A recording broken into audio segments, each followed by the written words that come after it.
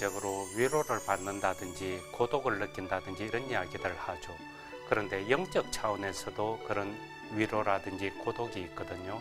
이것이 심리 차원과는 어떻게 다르면서 우리가 살아가는데 어떤 영향을 미치고 있는지 이 점을 우리 함께 생각해 봤으면 합니다.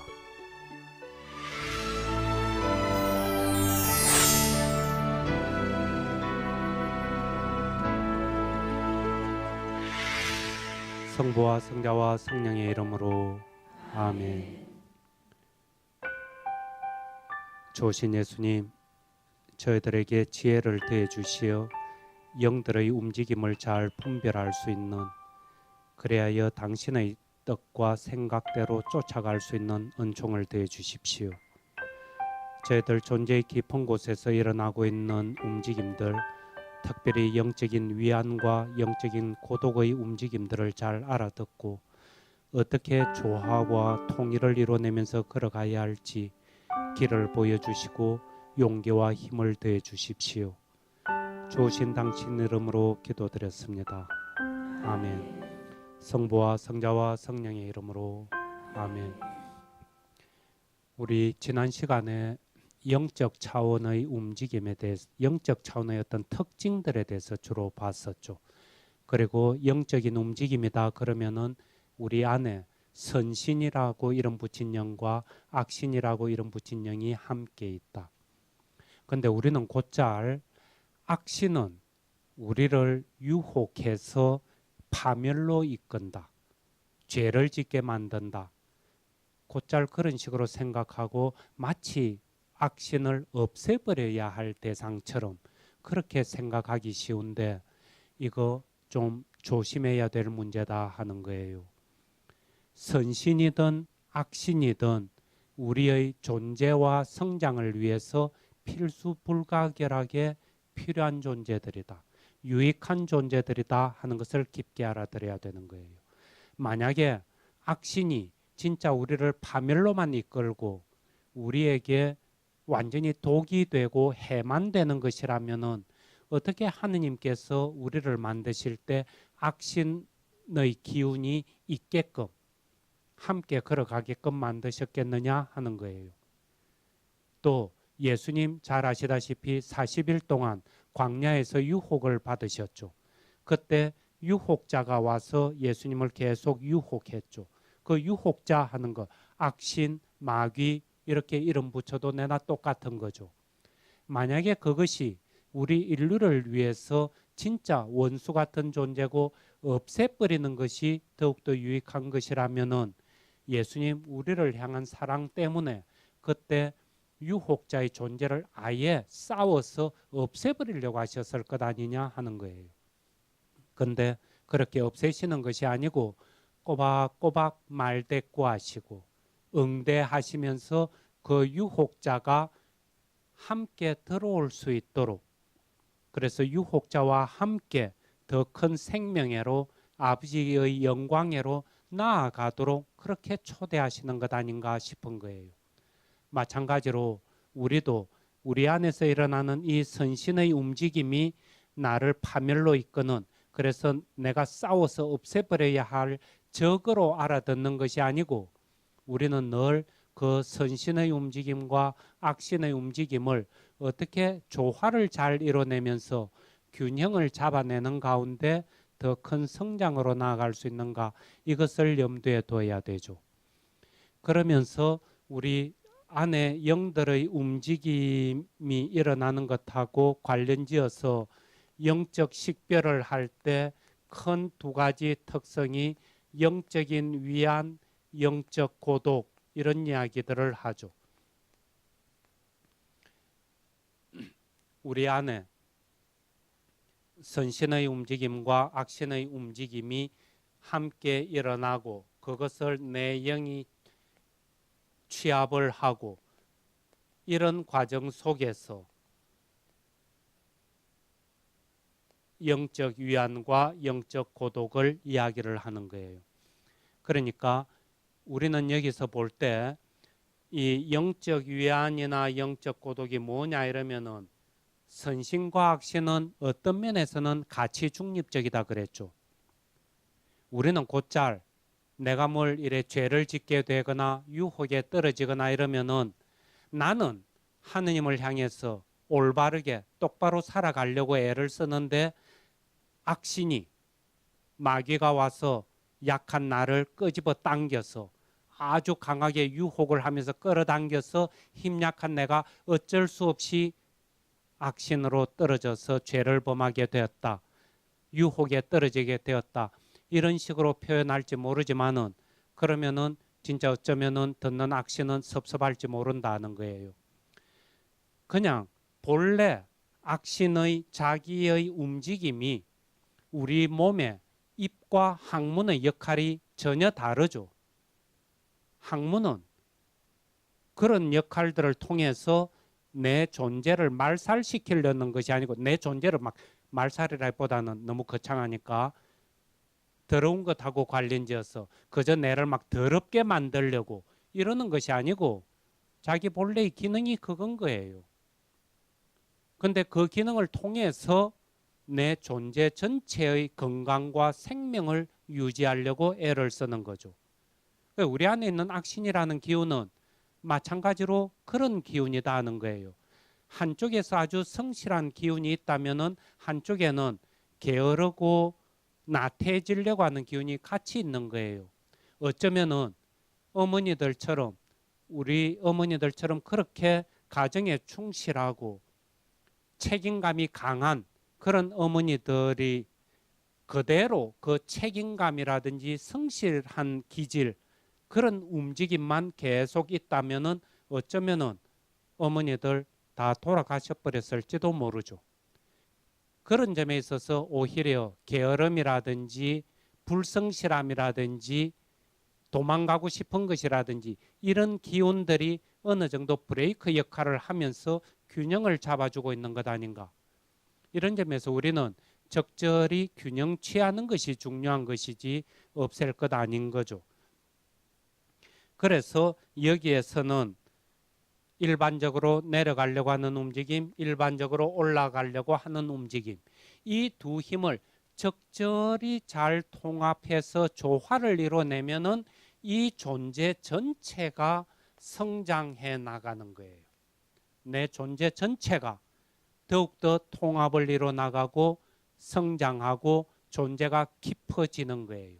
그렇게 성장해 나갈 때 여기에 기쁨과 위로가 찾아오는 거예요. 이것을 두고 우리는 영적인 위안이다 그런다는 거. 거기에 반해서 이 선신과 악신의 취합을 내 영이 제대로 잘 못하면서 퇴보할 수가 있죠.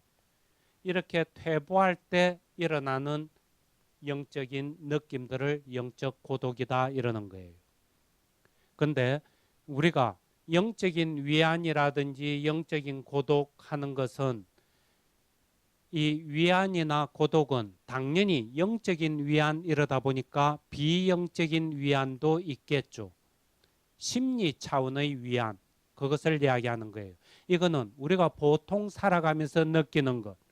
내가 시험 공부를 열심히 해가지고 대학 시험에 붙었다. 그래서 아주 기뻐하는 것. 어디 가서 상을 탔다. 이래서 기뻐하는 것. 뭐가 내가 바라던 것이 내 손에 들어와서 가지게 되어서 그렇게 기뻐한다든지, 내가 좋아하는 맛있는 음식을 먹으면서 기뻐하고 좋아한다든지, 편안한 주거 환경에서 쉬면서 평온함을 느낀다든지, 이런 것들이 전부 심리 차원에서 느끼고 있는 위안들인 거예요. 그런 것을 비영적인 위안이다 이렇게 이야기하는 거죠. 심리 차원에서 위안이 있는가 하면은 그런 위안이 영적인 차원에서도 있다 하는 거죠. 이 영적 차원에서의 위안하는 것은 좀 이따 구체적으로 설명을 하겠지만은 위안이 있다 하는 것은 비영적인 차원에서의 위안과 마찬가지로 영적인 차원에서도 위안이라는 느낌이 먼저 있어야 되는 거예요. 느낌, 기쁨이라든지 평화라든지 따뜻함이라든지 안정감이라든지 이런 그냥 우리가 쉽게 생각해서 우리의 본성과 잘 맞고 좋고 아름다운 그런 느낌들, 그런 느낌이 먼저 있어야 된다. 그래야 우리는 영적으로 식별을 할 거다 하는 거예요. 예를 들면은 어떤 수도자가 하느님에 대한 신앙심도 아주 깊고 그러면서 공동체를 향한 봉사도 아주 열심히 잘 하는 거예요. 그래서 딴 사람들이 바깥에서 이렇게 보면은 정말 너무나 흠잡을 데 없이 훌륭한 수도자의 모습인 거예요. 아니면 우리 뭐 일반 신앙인이 아주 멋들어지게 아름답게 살아가는 모습을 생각해도 좋죠. 그럼에도 불구하고 그분이 마음 안에 별다른 기쁨이라든지 평화라든지 이런 거는 없는 거예요. 그저 그냥 묵묵히 느낌 없는 가운데 그렇게 움직일 수가 있죠. 그러면은 그런 경우에는 그분이 영적 위안을 맛보고 있다 이렇게 이야기할 수 없는 것이다 하는 거. 어떤 느낌이 있어야 된다 하는 거예요.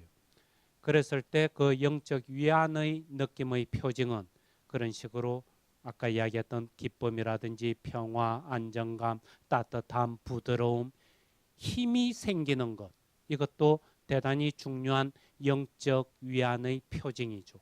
의욕이 샘솟는 것, 이거 성령께서 움직이는 큰 특징 중에 하나니까 역시 영적 위안의 표징으로 볼 수 있죠. 근데 이런 영적 위안에 대해서 이냐시오 성인께서는 이런 영의 식별에 대해서 영신수련 책에 아주 자세하게 많은 설명들을 하고 계세요. 근데 이 안에는 크게 두 그룹으로 나눠서 선신과 악신을 분별하는 규범 1, 규범 2 이래 가지고 나눠 놓고는 있는데 어쨌든 여기에 보면은 영의 식별에 대한 여러 가지 지침들을 주고 계시죠. 그 중에서 특별히 316번에 보면은 영적 위로에 대해서 영적 위안, 이 정재천 신부님은 영적 위로라고 번역을 해 놓으셨는데 전에 윤양석 신부님 같은 분은 영적 위안 이래 놓으셨죠. 뭐 어떻게 이야기를 해도 괜찮겠는데 그냥 통상서는 영적 위안 이 단어를 써줘. 이 영적 위안에는 마치 그 316번에 보면은 등급이 나누어져 있는 것처럼 이렇게 느껴지는 거예요. 그 등급이라는 것이 그러니까 영적 위안에도 어떤 그 깊이의 차등이 있다 이런 의미인데 첫 번째에 이렇게 보면은 어떤 피조물을 사랑하되 피조물 그 자체만으로는 사랑할 수 없고 오직 불타는 하느님에 대한 사랑 때문에 오직 그 하느님 안에서만 피조물을 사랑할 때 맛보는 위안, 이것이 최상급의 위안이다 이래 놓으시는 거예요. 그리고 두 번째로는 자기 죄에 대한 아픔이라든지 예수 그리스도의 순환에 대한 느낌들을 통해서 맛보는 위안. 그래서 그런 순환이나 이런 것들을 보면서 깊은 눈물을 흘린다든지 자기 죄를 깊게 들여다보면서 통회의 눈물을 흘린다든지 이런 눈물 같은 것, 아픔 같은 것 이런 것들을 두 번째 영적 위안이다 이렇게 이야기하시는 거예요. 그리고는 세 번째는 그 외 신망애가 자라는 모든 것, 신망애가 자라는 것을 통해서 믿음과 소망과 사랑이 자라는 가운데서 맛보는 영적 위안, 이런 것들이 그 다음이고 거기에서 이제 더 외연을 확대시키면은 천상 것을 추구하는 것이라든지 영혼의 구원을 위해서 여러 가지 행동들을 하는 가운데 거기에서 맛보는 위안, 이것이 네 번째 영적 위안이다. 이런 식으로 이렇게 이야기를 하시는데 좀 조심할 필요는 있겠다 싶어요. 이 첫 번째에 이 살아계신 하느님에 대한 불타는 사랑 때문에 피조물을 그 자체만으로 사랑하지 못하고 하느님에 대한 사랑 속에서 하느님 안에서 사랑하게 되는 경우, 이런 이야기를 하시는데 어느 정도 그 뉘앙스랄까 언저리는 느껴지죠. 근데 예를 들면 이런 경우를 이렇게 생각해 보면은 어머니가 자녀를 키우면서 이 자녀를 하느님으로부터 받은 선물이라고 생각하시는 거예요. 그러면서 그 자녀를 하느님으로부터 받은 선물로서 하느님 안에서 그렇게 열심히 잘 키우시는 거예요. 그냥 내가 신앙심이 이렇게 깊어 가지고 자녀라든지 남편이라든지 이런 존재들을 하느님으로부터 받은 은총의 선물이다. 그걸 그렇게 당연하게 여기면서 그렇게 성실하게 열심히 살아가고 그러는 가운데 가끔 하느님 생각도 하고 그런 선물에 대한 감사도 드리고 이런다면은 불타는 하느님에 대한 사랑 아니고 하느님 안에서 사랑을 하고 있대. 그런 불타는 하느님에 대한 사랑까지는 안 가더라도 하느님에 대한 사랑 속에서 그렇게 피조물들을 사랑하고 걸어가면서 받는 위안, 이게 정도 차이가 있을 뿐이지 같은 맥락 속에서 움직일 수가 있다는 거죠. 즉 이 말은 무슨 소린가 하니까 굳이 등급을 매기는 것보다는 드러나는 어떤 측면, 성격의 차이인 것 아닌가. 무슨 말인가 하니까 긍정의 길과 부정의 길과 창조 내지는 통합의 길, 우리가 위안을 맛보는 데 있어서 이런 세 가지 길이 있는 것 아닌가. 하나는 그러니까 음양을 가지고 이야기를 한다면은 긍정 같은 거는 이거는 양의 가치인 거예요. 밝고 아름답고 좋은 것, 하느님에 대한 사랑, 하느님으로 받는 은총, 이런 것들 속에서 위안을 많이 맛보는 것, 이게 첫 번째에 대한 것.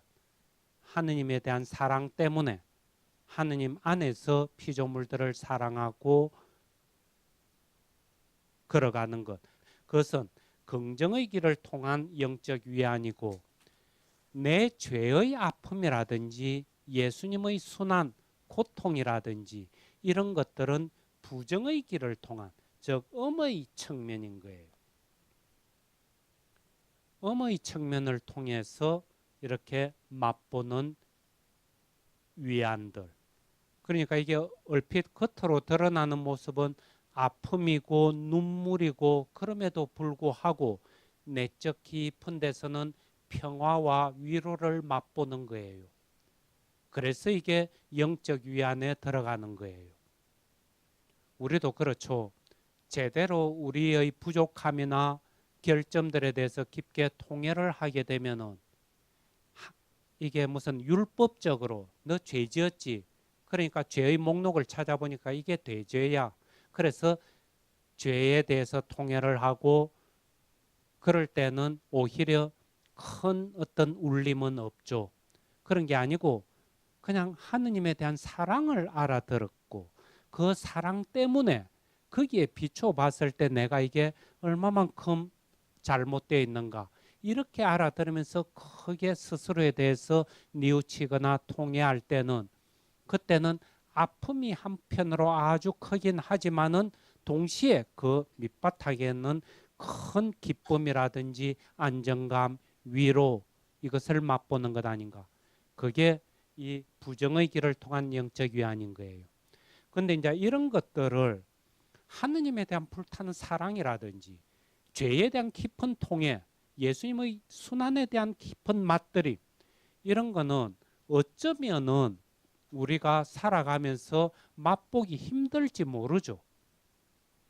여러분들 같이 그저 신앙생활을 대충 하고 계시는 분들 같으면은 더더욱더 이런 거 맛보기 힘들 수가 있죠. 근데 이제 그러다 보면은, 그러면은 거의 대부분의 사람은 어쩌면은 영적 위안이라는 것은 맛보는 것이 거의 없고, 거기에 따라서 영적 식별하는 것도 거의 일어날 일이 없고, 이렇게만 된다면은 좀 곤란한 것 아닌가. 비범한 사람, 특별한 사람들만 영적 체험을 하고 영적 위안을 맛보고 거기에 따른 영적 식별을 하고 그 영적 식별의 바탕을 두고 하느님의 뜻을 찾아가고 그런 어떤 예외적인 한정적인 일만 돼서는 곤란하지 않겠는가 하는 거예요. 이런 점에서 외연을 더욱더 넓히는 거예요. 그 범위를 넓히다 보니까 신망애가 자라게 하는 것, 믿음과 소망과 사랑이 자라는 것, 이거 믿음이라는 것이 좀 믿음, 우리 그럴 수 있죠. 기도를 한 차례 하고 나서도 기도를 했다는 그런 뿌듯한 느낌, 그러면서 그 기도를 통해서 예수님에 대한 인간에 대한 믿음이 좀 더 자랄 수가 있죠. 그러면서 그게 이래 기쁨이 될 수가 있죠.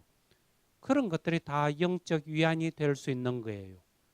그런 식으로 믿는다 하는 것이 좀 자란다든지 아니면은 사랑이라 해가지고 또 무슨 내 목숨을 내놓을 만한 그런 큰 사랑 아니라 하더라도 좀 자녀들을 이해하는 폭이 좀 넓어지고 좀 더 인내해야지, 부모로서 더 견뎌내야지, 좀 더 잘해줘야지, 이런 마음들이 들면서 내 마음이 좀 평안해지고 거기에서 뭔가 의욕이 솟고 이런다면은 그런 것들도 영적인 위안이다 하는 거예요.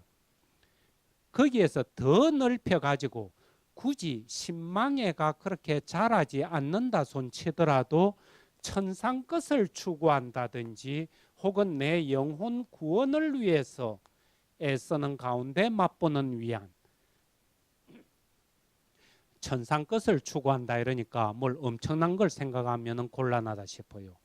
천상 것이라든지 내 구원을 위해서 애쓰는 것이라든지 이것이야말로 전부 우리 존재의 대사설에서 계속 이야기했던 것처럼 존재가 점점 상승하려고 하는 모든 움직임, 그것으로 확장되는 거예요. 이렇게 보면은 굳이 이렇게 믿음이 더 자라지는 않았다 손치더라도 더 쉽게는 기도하려고 하는 것 자체만으로도 기도를 정작 한 차례 하고 나서 기도를 통해서 위로를 맛보지 못했다 손치더라도 그거는 이제 신망의 정도는 되는 거겠죠. 그까지는 못 갔다 손치더라도 기도를 한 차례 하려고 하는 그걸 통해서 내가 위안을 맛볼 수가 있는 거죠. 야, 내가 참 진짜 철들었네. 더위 먹은 것도 아닌데, 더위도 이제 다 지났는데 더위 먹은 것도 아닌데 어떻게 기도할 생각을 다 할까? 그러면서 거기에서 자그마한 위로지만은 위로를 맛본다면은 그런 것도 역시 영적 위안의 범위에 들어갈 수가 있을 것이다 하는 거예요. 이런 식으로 범위들을 전부 확장을 시켜버리면은 우리는 누구든지 그때 따라서 영적 위안을 체험을 하려고만 덤비면은 얼마든지 할 수 있다. 근데 이제 이랬을 때 지금 뭐 기도라든지 이런 예를 들고 있기는 하지만은 기도를 하면은 영적 위안의 체험이고 그 다음에 내가 다른 무슨 내 좋아하는 작품을 막 그림 그리는 걸 좋아해가지고 그림을 막 그리고 있으면서 기쁨을 맛보면은 이거는 비영적인 위안이고 이런 식으로 함부로 이야기할 수는 없다 하는 거예요. 여기에서 우리가 지난 시간에 이야기했던 인텐션, 동기, 의도, 지향 이런 것들이 아주 중요해지는 거예요. 내가 어떤 동기에서 지향 속에서 어떤 의도 밑에서 이런 행동을 하는가. 단적인 예를 들면은 사람을 이렇게 따뜻하게 안아줘도 이것이 영적 차원에서의 안음이 일어날 수도 있는가 하면은 비영적 차원에서의 안음이 일어날 수도 있는 거예요. 이런 점에 있어서 우리 안에 의식이 어디를 향하고 있는가 중요한 식별 기준이죠. 이런 것하고 관련지어서 특별히 우리가 이 첫 번째에 불타는 하느님에 대한 사랑으로 하는 이런 하느님에 대한 사랑 때문에 그 하느님 안에서 맛보는 이런 것, 이 하느님에 대한 사랑하는 것을 알아듣는데 조금은 유념할 필요가 있다 싶은 거예요.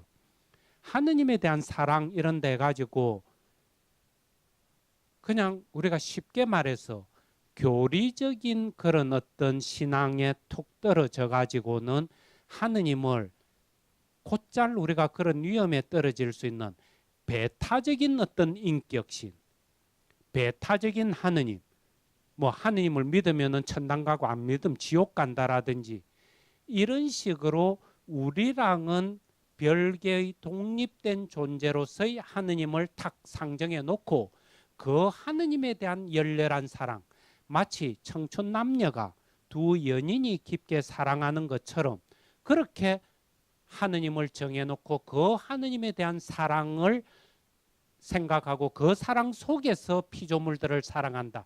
이래 생각하면은 좀 모자란다 싶은 거예요. 오히려 우리는 우리의 존재라는 것이 인간이라든지 여러 피조물들이 각각 이렇게 다 떨어져 독립되어 있는 존재가 아니고 전부 같이 묶어져 있는 한 존재다. 우리는 얼굴 모양 다르고 생각 다르지만은 하나의 존재다. 마치 나무가 지상 위에는 큰 둥치를 해가지고 줄기가 뻗어나가고 가지가 뻗어나가고 잎이 달리고 그래서 그 줄기 하나 가지 하나 잎 하나하나는 보면은 전부 다르지만은 그게 하나의 나무로서 한 뿌리 위에 딱 서 있는 것처럼 우리 모든 존재자들이 사람뿐만 아니고 모든 피조물들이 그렇게 한 존재를 이루고 있다. 그 한 존재, 즉 존재하고 있는 그 모든 것들의 그 전체, 그걸 다 끌어안으면서 초월하고 계시는 하느님 한 분. 모든 것이 하나로서 끌어안겨져 있는, 그렇게 모든 것을 하나로 품어안고 있는 그 한 분, 그분이 하느님이신 거예요.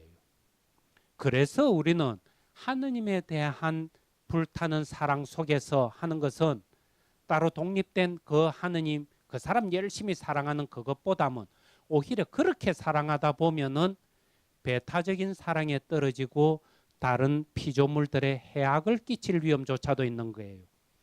그것이 아니고 모든 존재가 하나를 이루고 있다. 그 하나를 이루고 있는 것이 바로 하느님이다. 그 맥락 속에서 존재자들을 사랑하는 것. 그래서 너랑 나랑은 떨어져 있는 것이 아니고 하느님 안에서 혹은 하느님을 중심으로 해서 한 존재다 하는 자각, 의식 속에서 사랑을 하게 되고 거기에서 큰 위로를 받을 때 그것을 우리는 영적 위안이다 이렇게 이야기를 한다는 거예요. 그리고 이런 영적 위안은 다음 시간에 우리가 또 좀 더 자세히 보겠는데 영적 위안을 또 두 개로 나눌 수가 있어요. 사전의 원인이 없는 영적 위안하고 사전의 원인이 있는 영적 위안. 이건 무슨 소린가 하니까 좀 말이 까다롭기는 한데 우리가 기도에 한 차례 깊게 몰입을 하고 그 기도 중에 깊은 영적 위로를 받는 것, 이런 거 원인이 있죠. 기도라는 것이 원인이 되어서 영적 위안이라는 체험, 그 결과가 일어나는 거예요. 이런 것들이 사전에 원인이 있는 영적 위안인 거예요. 혹은 뭐 미사에 참석하고 위로를 맛본다든지 자연을 감상하는 가운데 깊은 내적 평화를 맛본다든지 이런 것들이 원인이 있는 것이고, 원인이 없는 영적 위안은 그런 어떤 원인이라고 포착할 만한 것이 따로 없는데 그냥 갑자기 찾아온 영적 위안이라 그럴까, 의외로 뜬금없이 다가온 영적 위안들, 그런 것들을 원인이 없는 영적 위안이라 그러는 거예요. 그저 할 일 다 하고는 쉬는 시간이라서 차 한 잔 마시면서 물끄러미 바깥을 내다보고 있는데 갑자기 어떤 하느님에 대한 생각 내지는 믿음에 대한 생각들이 올라오면서 하느님에 대한 사랑이 크게 몰려들고 거기에서 깊은 위로를 맛본다든지 이런 거 뭐 전혀 생각지도 안 했던 것들이 갑자기 퍽 일어나는. 근데 원인이 있는 영적 위안, 이것은 좀 위험성이 있는 데 비해서 원인이 없는 영적 위안은 위험성이 없다. 이 말은 성령께 더욱더 가까이 다가가 있다. 일반적으로 이야기를 하기는 원인이 없는 영적 위안은 성령께서만 주신다, 이렇게 이야기하는 거예요. 그런데 원인이 있는 영적 위안은 성령께서도 주시지만은 선신도 주고 심지어 악신까지도 준다. 이러다 보니까 자칫 잘못하면 깨어있지 않으면 참된 위안인 줄 알고 따라갔다가 오히려 거꾸로 퇴보하게 되는 경우가 생긴다, 이런 이야기죠. 이건 좀 다음 시간에 보기로 하고, 이 영적 위안에서는 위로를 그냥 맛보기만 하면 되는 것이 아니고, 즉 내 안에서 기쁨이라든지 무슨 평안함이라든지 이런 어떤 주관적인 내적 느낌만 있으면은 그저 영적 위로를 받았다, 이렇게 이야기하기는 곤란하고, 거기에 상응한 어떤 열매가 있어야 되는 거예요. 즉 그런 어떤 위로를 받으면서 피조물들을 더 사랑하게 된다든지, 예수님을 더 사랑하게 된다든지, 신망애가 자란다든지, 천상 것이나 영혼 구원을 향해서 더 나아가게 된다든지, 이런 이야기들. 즉 천상 것을 추구한다든지 영혼을 구원한다 하는 이런 것들은 전부 내 존재를 더욱더 통합을 향해서 나아가는 그런 움직임들이죠. 그래서 그런 것들이 구체적으로 드러나서 함께 어우러질 때 우리는 영적 위로를 맛보고 있다, 영적 위안 상태에 있다, 이렇게 이야기하는 거예요. 이제 거기에 반해서 영적 고독인데, 영적 고독도 역시 위안과 반대되는 고독의 느낌 같은 것이 있어야 되는 거예요. 고독의 느낌이라 그러면은 위안과 달리 슬픔이라든지 무슨 불안이라든지 두려움, 불안정, 무기력, 이런 느낌들에 쭉 떨어지는 것, 이것을 우리는 고독의 느낌이다 그러고, 그것이 영적인 차원에서 일어날 때 영적 고독이다, 이렇게 이야기를 하죠.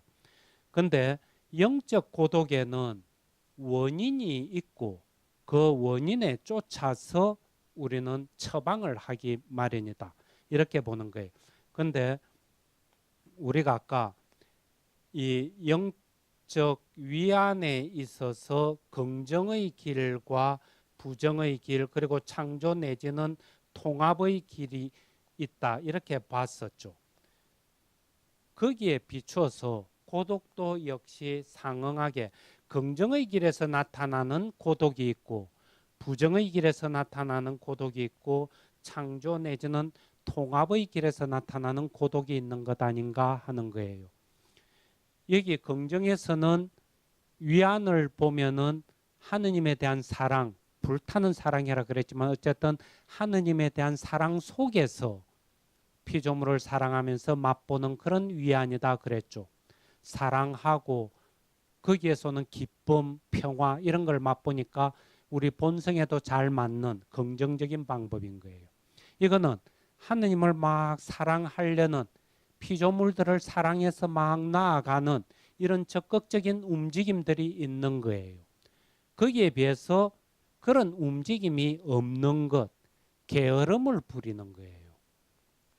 게으름을 부리고 나태해지는 것, 이렇게 되면은 여기에 고독으로 떨어진다, 이렇게 얘기하는 거예요. 근데 이런 게으름의 문제에서는 그러면 어떤 식으로 처방을 하는가? 우리가 일반적으로 이야기를 하는 것은 라틴어기는 한데 그냥 영신 수련할 때 우리가 상투적으로 쓰는 용어니까 아제레 꼰뜨라, 이래 얘기하는 거예요. 무엇에 거슬러서 대항해서 행한다, 이 말인 거예요. 아제레 꼰뜨라.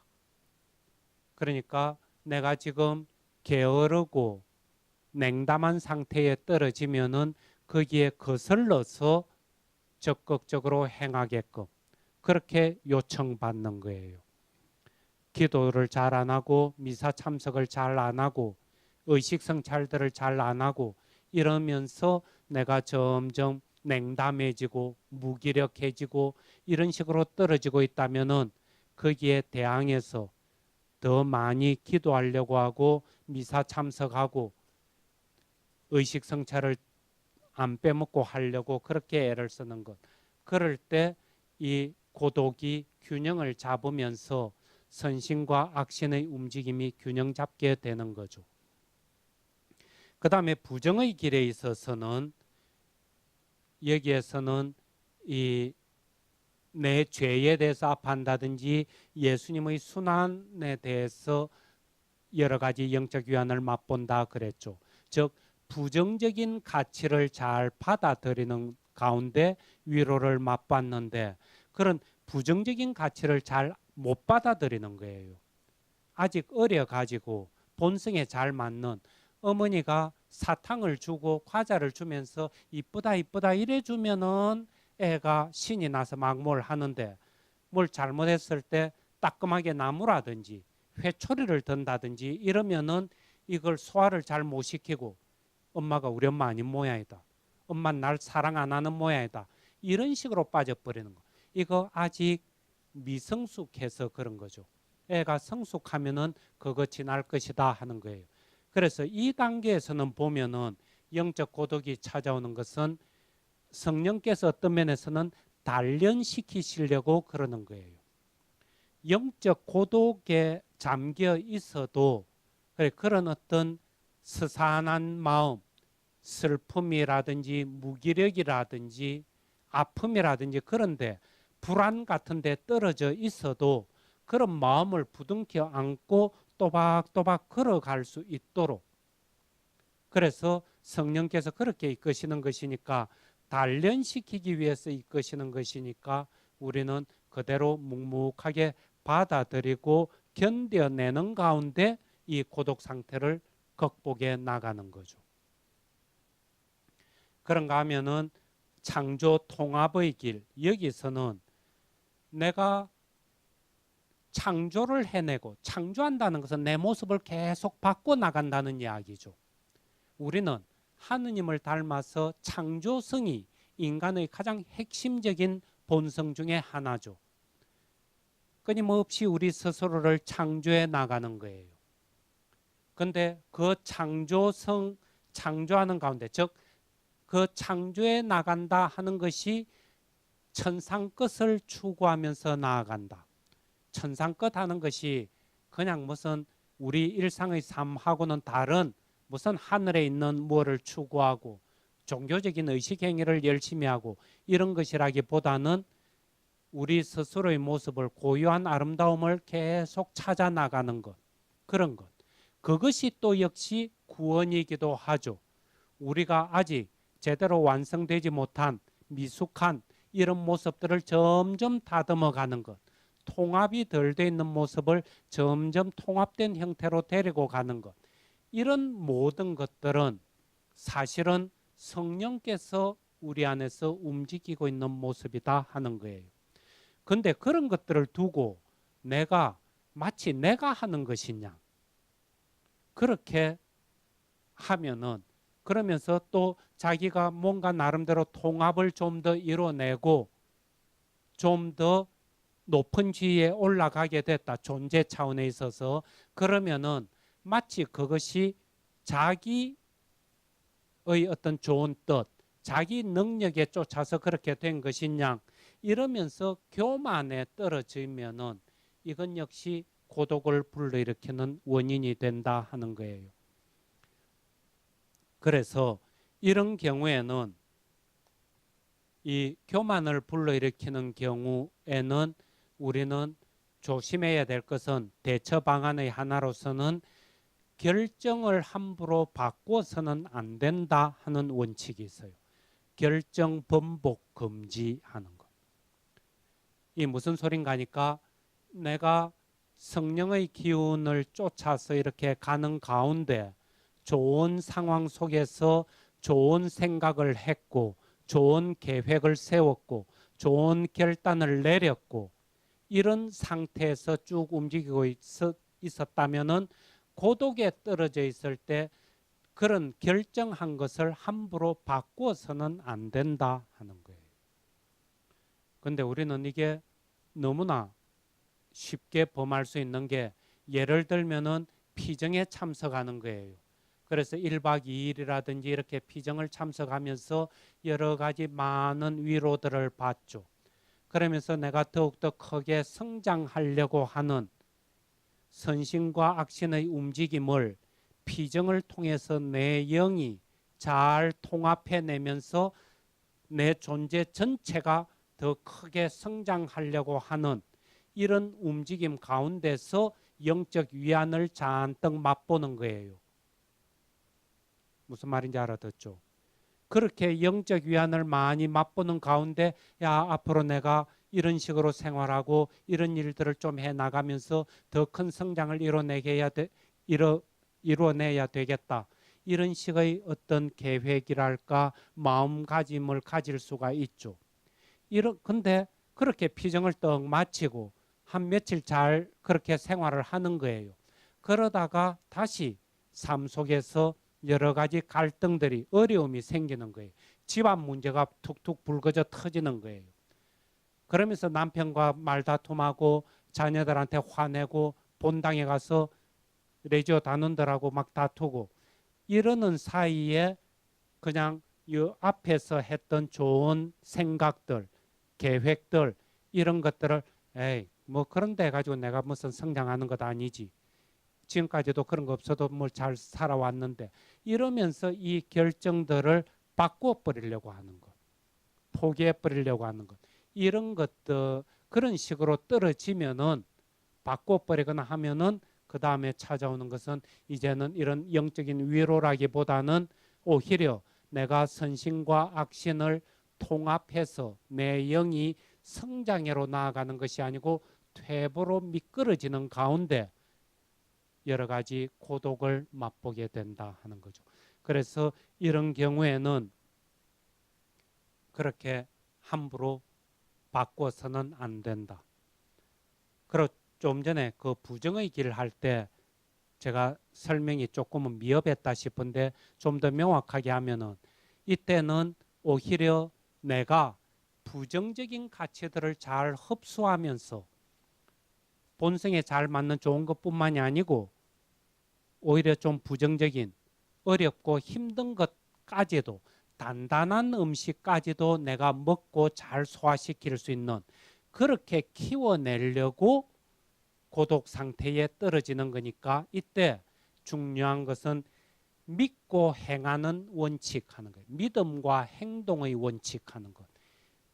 믿고 행한다. 이건 무슨 소린가 하니까 마치 내가 살아가면서 나는 아무것도 하지 않고 하느님께서 다 해주시는 것이냐.